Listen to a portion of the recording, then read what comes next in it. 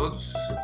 Espero que estejam todos muito bem. Vamos aproveitar essa pandemia e o fato de estarem todos em casa para colocar algumas questões para reflexão sobre educação e as ferramentas computacionais para isso, especialmente a inteligência artificial e a programação em nuvem. Então, a nossa discussão começa no seguinte: eu pertenço ao Design Lab, o nosso laboratório não é especializado exatamente em educação, e talvez seja interessante começar por explicar por que isso nos despertou interesse e o que é que nós estamos buscando quando endereçamos parte da nossa pesquisa a questões educacionais. O DLab significa Design Lab, trabalha especificamente com redes de Petri, com inteligência artificial, bastante com engineering design e ciência de serviço. Eu diria que, juntando esses três tópicos, é possível justificar para vocês como nós começamos a nos interessar por questões educacionais, além do fato de que, no modelo brasileiro, a gente faz pesquisa e também dá aula, além das razões práticas, porque aqui os problemas de pesquisa envolvendo a educação chamaram a nossa atenção. Né? Bom, em inteligência artificial, que é um dos tópicos que nós vamos colocar aqui para reflexão, nós trabalhamos com o que se chama de machine intelligence, não é machine learning, exatamente para diferenciar. Nós trabalhamos com sistemas de suporte à decisão e com processos, com gerenciamento de processos, fazendo isso de forma inteligente. Né? A inteligência de máquina se divide em dois ramos, né? O que a gente chama de Artificial Intelligence Planning e Scheduling, que é exatamente o tópico de interesse do DLab, e o Machine Learning. Nós trabalhamos nesse tópico mais do que em Machine Learning. Certamente existe uma interseção, mas não é o forte de interesse do nosso laboratório. Então, esse é o nosso foco, e é exatamente isso que nós vamos nos propor a usar em processos educacionais. Além disso, pensando em sistemas, né, o que desperta muito o nosso interesse é na junção e na interação entre homem e máquina, tá certo? O que a gente chama de System Automation Handshake. Eu peço desculpas porque alguns dos slides também em inglês, porque vêm de seminários e aulas que a gente dá em inglês. Né? Esse tópico específico do relacionamento homem e máquina foi objeto de um grupo de estudos multidisciplinar bastante amplo que foi criado na Escola Politécnica da USP, chamado Humanis, o Human Machine by Network Interaction and Symbiosis, ou seja, a ideia é que o relacionamento homem-máquina pudesse ser mais do que uma troca de comandos e respostas, mas que pudesse haver o que a gente chama de simbiose homem-máquina. E aí começou a nossa colaboração do DLab com o professor Walter Teixeira, que vocês bem conhecem. Esse grupo envolvia pessoas de jornalismo, de comunicação em geral, psicólogos, neurocientistas e também engenheiros físicos e matemáticos, cientistas da computação. Então, a ideia é que a gente pudesse passar do estágio atual, usando termos da engenharia de sistemas, para um sistema futuro em que o relacionamento entre homem e máquina fosse mais intenso e mais colaborativo. Uma das aplicações disso, como nós vamos ver, é justamente em educação. Daí começa a se formar a figura completa do interesse do DLab. Então, duas palavras-chave são fundamentais aqui, né? A simbiose homem-máquina e a aplicação disso no que a gente chama de Education Services, ou seja, vamos olhar isso na perspectiva de serviços. Portanto, nós precisamos definir claramente o que significa isso. Né? Nós queremos, portanto, uma abordagem voltada para serviço, ou seja, uma abordagem que seja simbiótica. Para serviço, porque quando a gente fala em serviço, nós estamos falando do acoplamento entre sistemas e usuários, tá certo? Isso é a característica da abordagem voltada a serviço. Né? Também, nessa abordagem simbiótica, a gente molda esse relacionamento sistema-usuário, pensando em duas coisas, tanto na ciência de serviços como nos conceitos de simbiose homem-máquina, e aí remetemos ao estudo do grupo Humanis. Né? Então, dá para ver que a abordagem é substancialmente diferente. Né? Nós não estamos aqui falando de ferramentas computacionais que apoiam o ensino. Eu sou usuário assíduo do Google, gosto muito, a USP tem investido muito numa ferramenta chamada e-disciplinas, mas não estamos falando aqui disso. Estamos falando de um outro patamar de relacionamento homem-máquina e, portanto, de educando e educadores quando se aplica isso à educação. Tá? Bom, então, essa é uma abordagem diferente, tá certo? Então, se a gente for pensar não, nesse tipo de abordagem, nós não estamos pensando em sistemas que vão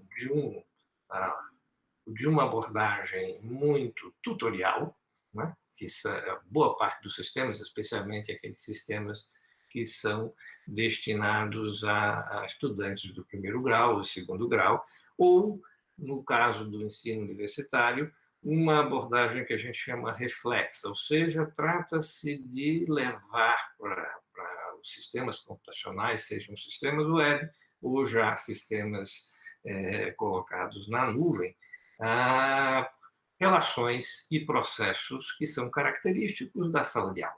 Então, nós não estamos buscando isso. Né? Bom, e como justificar essa nova abordagem voltada para o humanos? Veja, nós estamos pensando em ensino de tecnologia, e a tecnologia é inseparável da própria história do homem. Né? Desde que o primeiro macaco, que simbolicamente é a cena do filme 2001, Odisseia no Espaço, desde que o primeiro macaco começou a descobrir que, usando um osso, ou seja, uma extensão do seu braço, né, por uma relação hoje muito bem conhecida na física, ele aumentaria a potência do seu golpe. Até os modernos exoesqueletos, nós temos uma longa história de convivência do homem com a tecnologia, o que implica no fato de que aprender, seja com a natureza, seja com artefatos tecnológicos de ponta, inclusive a teoria e a prática por trás de tudo isso, é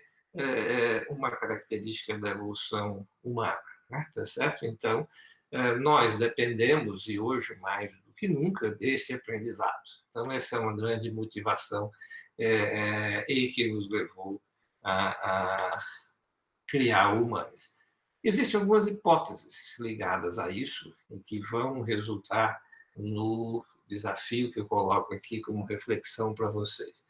A primeira hipótese é que a plena qualidade de vida só é possível através da colaboração, ou seja, da simbiose, como a gente costuma colocar, entre homem e máquina. Ou seja, na medida em que a gente evolui, e acho que a situação que estamos vivendo hoje na pandemia é um exemplo disso, nós dependemos muito dessa simbiose até para a própria sobrevivência. Tá?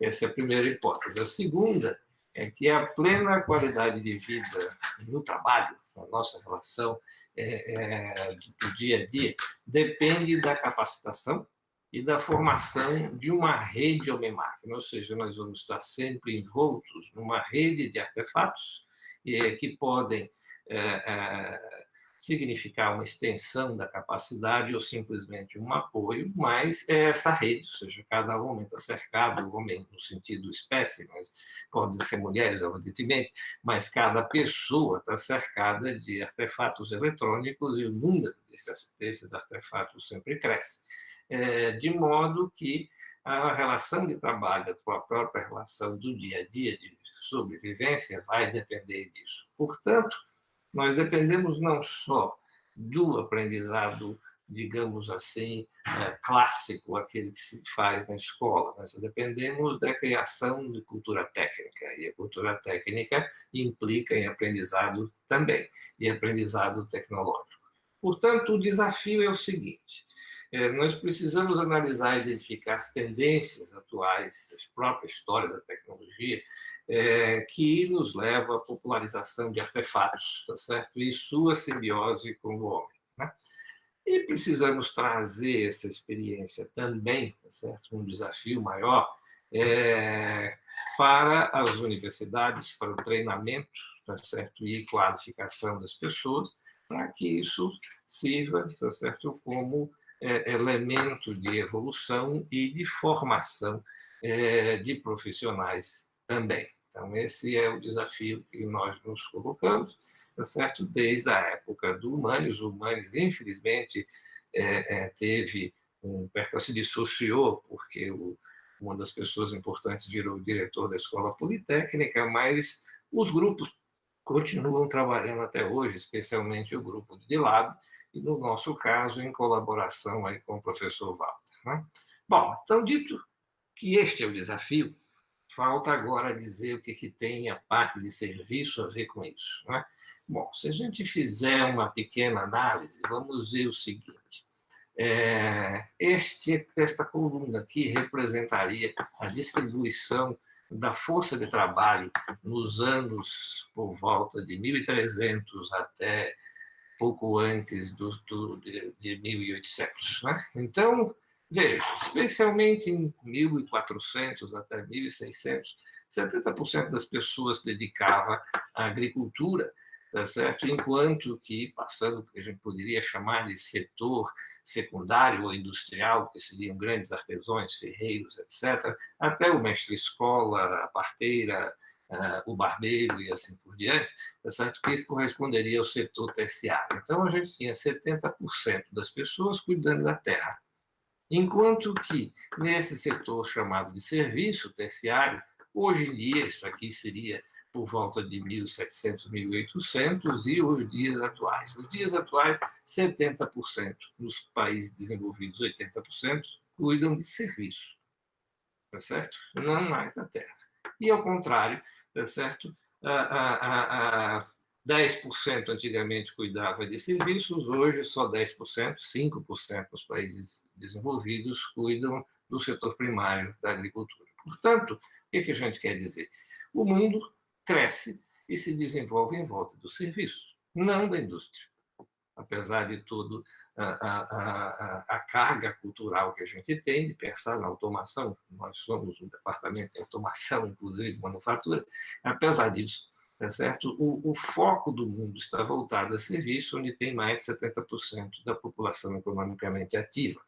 Portanto, tá certo? É razoável pensar que, mesmo quando a gente pensa no relacionamento homem-máquina, e quando se pensa em formar pessoas, preparar pessoas com cultura técnica e background tecnológico para atuar no mercado, eu devo levar em conta que uma quantidade enorme dessas pessoas vai para serviço, tá certo? E vão trabalhar com serviços. Isso nos leva a pensar também o seguinte: e mesmo atividades que nós não costumamos considerar serviço, como a própria atividade agrícola ou industrial, por que não transformar isso em serviço? Portanto, nós temos o agri-service, o manufacturing service, aplicado à indústria, e o serviço propriamente dito.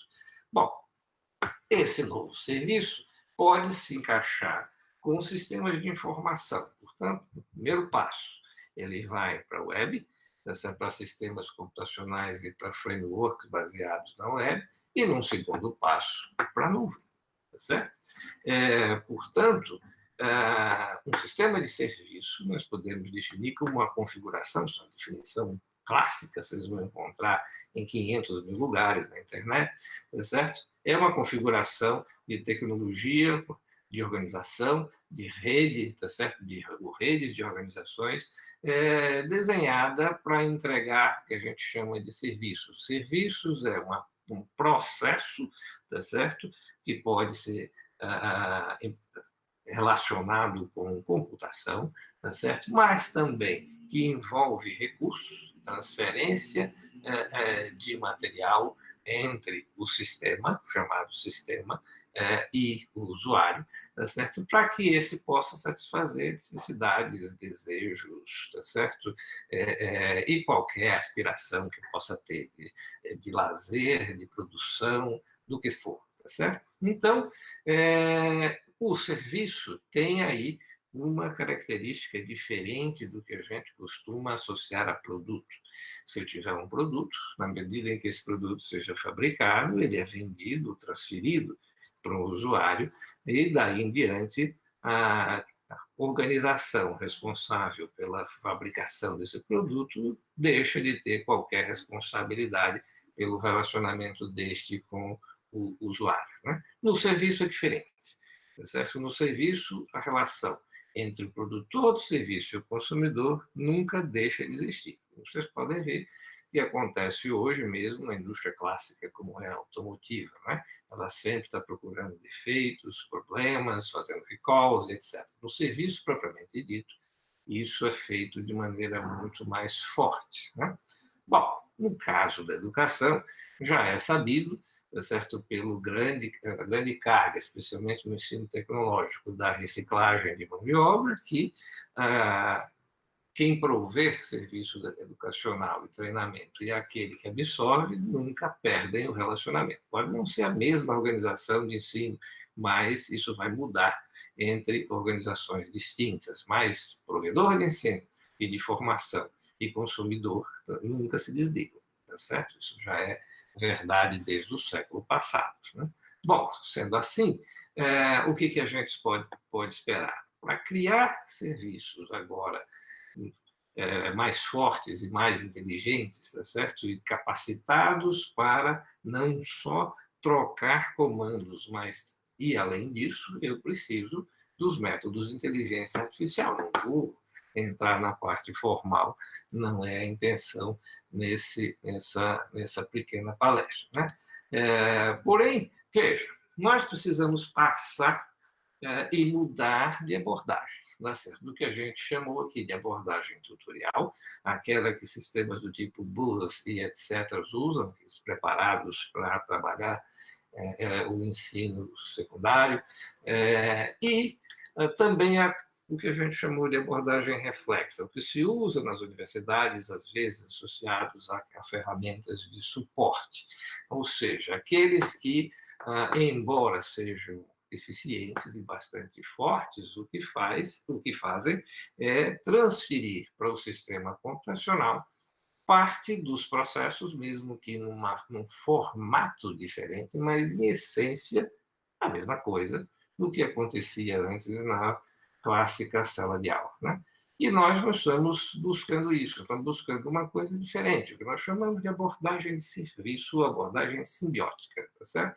Pode conter coisas do tutorial, não resta dúvida, podem conter coisas do suporte educacional, do tratamento de exercícios, de marcação de calendário, sem dúvida que pode ter, ou seja, este sistema tem vários serviços, além dos que nós já conhecemos, um outro serviço que a gente vai passar a descrever, ou seja, como é que opera, de fato, essa simbiose homem-máquina quando o que nós queremos é um processo educacional. Né? Bom, nesse caso, no caso do processo educacional, tá certo? Então, nós precisamos agora pensar em alguns parâmetros para essa abordagem computacional e simbiótica para a educação. Por exemplo, nós precisamos continuar privilegiando a massificação. Nós queremos continuar ensinando para pessoas, disponibilizando, tá certo? O processo educacional para um número sempre grande de pessoas. Então, isso, que às vezes é apontado como grande defeito do processo educacional, precisa também ser preservado, até por questões de democracia, da informação e do processo de ensino. A quantidade de informação tem crescido muito, e nós precisamos levar isso em conta. Estou falando de informação e não de uma outra coisa que vocês poderiam chamar de informação, que é o que a gente dá o nome de core. ou seja, qual é o core cognitivo a ser transferido, aquilo que a gente vai daqui a pouco chamar de knowledge, né? Então, eu tenho a informação e a formação, já vamos colocar isso num contexto mais adequado. Eu preciso manter a colaboração, ou seja, muito do que se fala de que o que se pretende agora é simplesmente colocar o ensino online, tá certo? E, portanto, prescindir aí da interação entre pessoas, inclusive da interação entre educador e educando, isso não é a proposta que nós temos, tá certo? Nós queremos manter a colaboração. Porém, tem uma separação entre o processo de aprendizado coletivo e individual, porque as pessoas aprendem individualmente, não coletivamente. O papel do educador já não é mais ser o centro de nada, e muito menos controlador do processo de aprendizado. Ele é facilitador e gerente do processo de aprendizado mais do que controlador, né? Portanto, é preciso que a ferramenta ajude a fazer essa gestão, ou seja, o que é feito de forma coletiva, o que é feito de forma individual.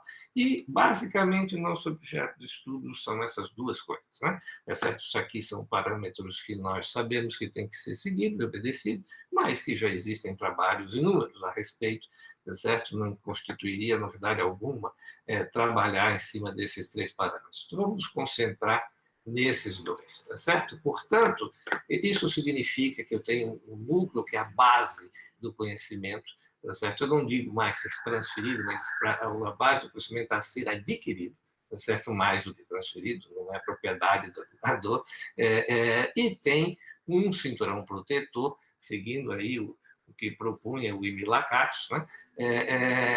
Que envolve cultura técnica, cultura e informação, que gira em torno do núcleo, em torno do core. Quer dizer, não existe um ensino tecnológico eficiente se ele se baseia só no core, né? Inclusive, é questionável sistemas de treinamento que direcionam somente o core, né? Portanto, nós fizemos um trabalho aqui tanto para o simpósio de ensino de graduação da USP, como foi publicado na Grécia, no Congresso de Ensino, que diz o seguinte: nós vamos usar o que se chama de modelo ESC. Alguns colocam como KSA, não tem problema. Isso é Knowledge, Skill and Attitude, e é a base do processo de ensino, do modelo de ensino praticado pela NASA, pelo National Science Foundation e outros. Existem referências, se vocês quiserem avaliar. Mas o interessante é isso. Se eu pegar os 5 anos de engenharia, os primeiros anos, né, a fase inicial, é caracterizada por esse relacionamento entre atitude, habilidade e conhecimento, tá certo? Ou seja, trabalha-se menos a atitude, um pouco mais o conhecimento, mas a grande parte do que se transfere, do que se passa como formação, diz respeito às habilidades, né? Em geral, alunos chegam na universidade com muito pouca habilidade. O pico dessas habilidades é o 2º ano, e depois isso cai. Enquanto isso, o pico do conhecimento, como todo aluno de engenharia sabe muito bem, é o 3º ano, né? E isso começa a cair e dá lugar à atitude. Tá certo? Então, o que você pretende é, no final, ter um profissional capaz de usar bem o conhecimento que adquiriu e ter algumas habilidades para fazer isso, tá certo? Eventualmente no mercado, e ter como colocar isso dentro da sua praxis, da sua maneira de agir, né? Esse é o profissional que deve ir para o mercado. Eventualmente, esse profissional pode voltar para a academia e vai precisar das 3 coisas igualmente, né? Bom, significa, então, que nós precisamos pensar em um novo framework para a educação que consiga fazer este equilíbrio, tá certo? Portanto, o desafio consiste em ter um framework de colaboração no ensino, ou seja, que, portanto, privilegia a simbiose homem-máquina, para que eu possa mudar a ênfase entre atitude, skill e knowledge nas diferentes fases do ensino universitário. Se isso não for possível, certamente esse framework vai ser só uma ferramenta de apoio, como diversas que nós já temos aí, que usamos no dia a dia. Eu preciso adequar a composição entre o core e o cinturão protetor, ou seja, o aprendizado das habilidades, a boa parte delas está no cinturão protetor, mesmo a atitude, tá certo? É algo que é multidisciplinar, não diz respeito exatamente à engenharia, mas tem a ver com atitudes ligadas a reações psicológicas, etc. E tal. E também eu colocaria no cinturão protetor. Então, eu preciso poder ser capaz, né, de ter esta ferramenta como um apoio para fazer essa composição e equilibrar essa composição, tá certo? Esse é o segundo desafio. E o terceiro, devia ser aqui, desculpe, consiste em permitir a devida composição entre colaboração, socialização e o aprendizado personalizado. Ou seja, tem ocasiões em que o educando vai aprender sozinho, e para aprender sozinho mesmo. Eu não quero ter o controle do processo o tempo todo, portanto, eu não quero lidar 100% do tempo com a média entre os alunos, mas possibilitar, né, que alunos diferentes passem por um processo educacional diferente, mesmo que ligados ao mesmo provedor, ao mesmo a mesma instituição de ensino e a mesma equipe que trabalha esse processo de ensino. Bom, juntando essas coisas, tá certo? Agora a gente precisa saber como trabalhar essa demanda, né? Esse grande desafio, e como vai implementar isso, né? Existem várias técnicas de inteligência artificial, mas a gente está pensando especificamente em técnicas do tipo planning, tá certo? Portanto, vamos lidar com processo especificamente, né? Que tem um estado inicial, um estado final, pensando agora na implementação, em como modelar isso, né? E vários estados intermediários. Então, modelar um processo como esse é saber o seguinte: qual é o estado inicial dos alunos, ou a média dos alunos, e agora, quais são os estados intermediários. Na medida em que se faz um processo como esse, eu não tenho que necessariamente ter a mesma sequência de estados para todos os alunos.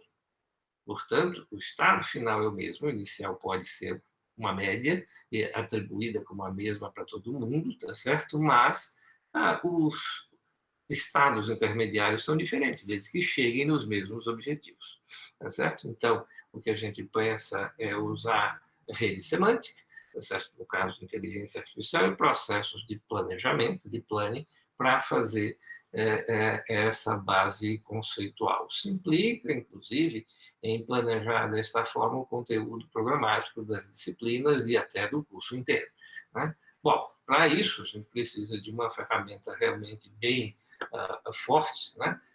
E a ideia é que isso seja implementado na nuvem, né? Existem vários trabalhos sobre isso.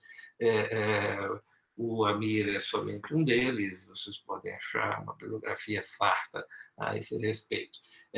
E este é um trabalho que nem é tão novo, acho que esse trabalho de 2017, mas existem trabalhos de 2013, na verdade. Esse é o primeiro trabalho do Amir a respeito, ele tem um outro de 2017.